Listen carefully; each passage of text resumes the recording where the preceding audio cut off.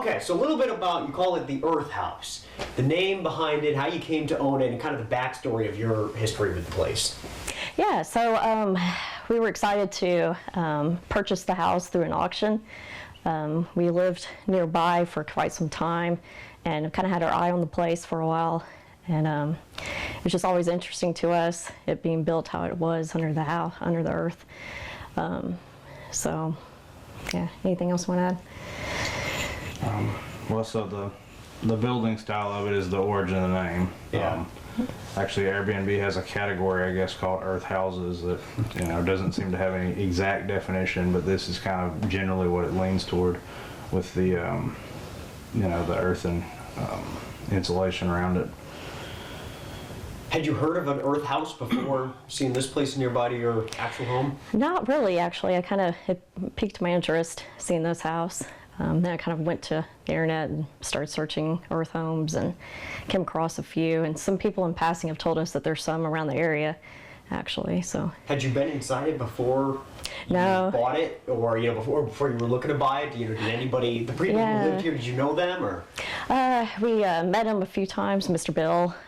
He was had a neighborly attitude. He was always dropping by, seeing us when he was driving down the street and so forth. So.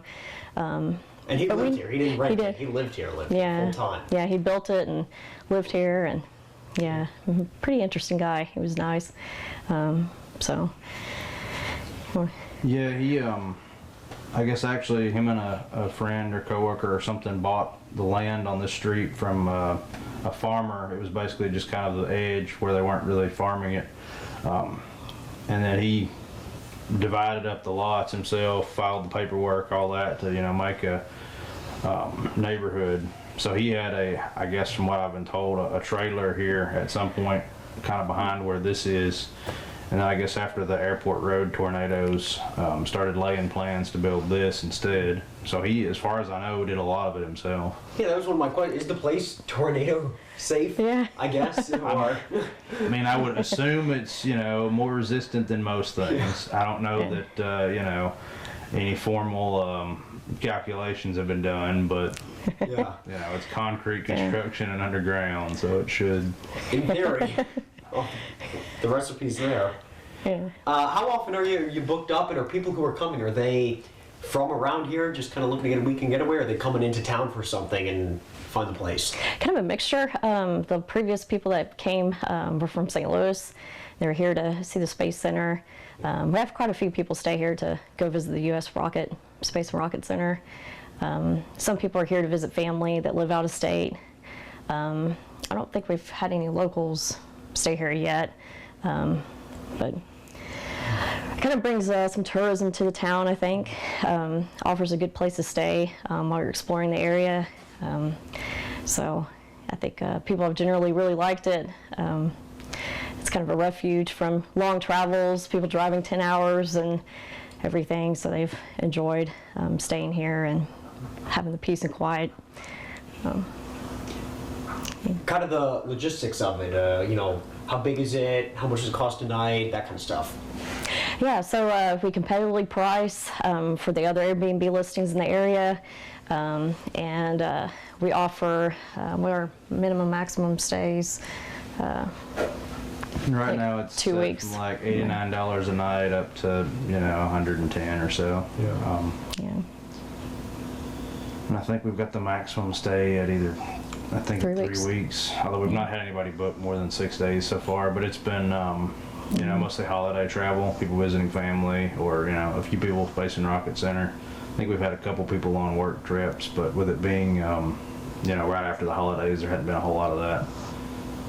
Had you owned other Airbnbs before this one, or is this the very first? No, this is the first one. My mother-in-law, she owns an Airbnb in Pelham, Tennessee, called the Milk Barn Cottage. And just seeing her experience with that, we decided we should try it out for ourselves with the Earth House. And it's just a neat experience, getting to meet people from everywhere, and just kind of sharing that community spirit with everybody else, near and far. It's just a neat experience. Yeah. What's the the vibe inside kind of matches the vibe outside, kind of that earthy feel. Was that intentional? Did you renovate it? Was it like this when you got it? How much work did you have to put into the place? Quite a bit of work. We had to clean the place out a little bit from the previous owner and make some repairs, fix some things, paint, replace the roof and so forth on the outside, and then the inside kind of started with a fresh slate. So yeah, we're trying to bring in that earthy aesthetic from the outside in, kind of feel like you're part of nature.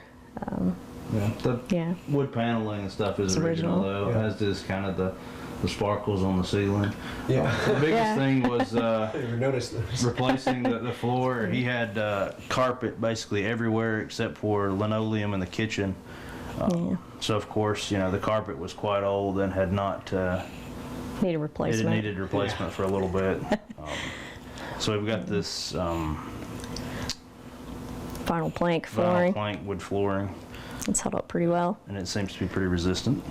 Yeah.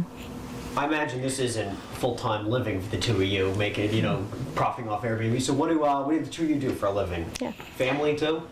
I'm a technical writer, and he's an engineer, software developer, and we have one son. He's 3 years old. Yeah, and he really Well, you started two big enjoys projects it. around the same time. This place and and a son. Yeah, it's definitely. I was actually pregnant with him, I think, when we purchased the place. And it was 20. What year did you say? 17. 2017. 2017. And since then, do you know how many guests you've had per chance? We haven't started that far back. Actually, we started in November of this year. Okay. We rented the place out to a few people in the time being, and then decided after seeing the success for my mother-in-law with her Airbnb, decided we should try it, and it kind of opens it up to sharing with other people a little bit more, kind of get, I think I like sharing the experience with more people that way through Airbnb. Well, so you just started renting it in November. You had Well, what was just it doing? as an Airbnb, it was just a standard rental before that. Basically, just one person or a couple that Gotcha. stayed in it. Gotcha. Yeah. Now I'm with you. Took me a second Right, to catch up. sorry. And 2-bedroom, right? Yes. Yes, And is there like a downstairs, upstairs, or anything? It's just all one Just floor. this. one floor. Is it considered underground? What would you call this? Underground, in the earth, in the hill? I don't know. Is there a term that you guys usually use? I think the term I've heard before is like berm, or it's underground, but it's kind of built into the side of a hill, Yeah. Okay. Yeah. which is my understanding what some of the other ones in the area are, although I've not seen them.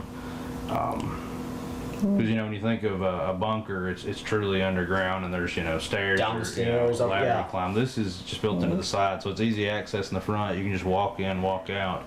But the from the front back is all underground basically. Do you get any? Obviously you live close by. Do people react a certain way when they show up? Is there any type of ooh-ah moment, or do they know what they're getting into? A lot of people actually take a walk on the roof to see how it's built and everything. I think, and just I think the surprising thing is the patio on the front of the house, because you have the pretty long brick facade and the built-in flower beds, and you kind of have some roomy space in the front. And you do have the 2 windows on the front too that let in some natural light at the front of the house. I think people find it pretty cool. We've had people send us messages throughout their stay saying, "This is so neat. My kids love it," and a lot of people, their kids actually love the sparkly ceilings. It's kind of interesting, kind of unique. Kind of matches the space in Rocket Center. Yeah, it kind of looks like stars Yeah. at night when you kind of have some dimmer lighting, and it really kind of sparkles. So, yep. I think I'm good. Anything else I'm missing? You think you want to add before we get some other shots of the place? Well, so when he designed the place, he put, I guess, a lot of thought into just about everything. So there's actually these vents back here in the wall here and in the kitchen that basically just have a fan in them that you can adjust the speed of to pull air from the front of the house to the back of the house. Because it doesn't have HVAC, because there's no real place to put it. Yeah. So I think he actually used probably the fireplace a lot at one time when he first built it. You'd build the fire in it and get it good and warm, and the bricks and stuff would retain heat for probably days, and it would just kind of keep the place warm. Because it's so well insulated in here, it takes, you know, very little to change the temperature warmer and keep it warmer. Yeah, there's no heating, there's no cooling, nothing. There's just these a window heater. unit and a couple, you know, And space heaters. The freestanders. Yeah, which that one's a really pretty convenient one. It will basically heat the whole place. Yeah. That's pretty neat. Yeah, it stays a pretty temperate, in the 70s, I think, without much help. Yeah, It stays at least a comfortable temperature without any air conditioning. Yeah. like if nobody was in here for a little while and we had the heat off, it might get into, you know, kind of the 50s or something. Yeah. I mean, it seems to kind of, you know, maintain pretty close to what would be your, you know, cave temperature almost. Yeah. Yeah. I mean, they've always heard they maintain about 55 degrees. I mean, you know, no deeper than this is in the ground, it seems to still kind of hold pretty close to that. Yeah. I'm guessing the brick in the front, you know, catching the morning sun kind of helps. Yeah. Heats it up. Yeah.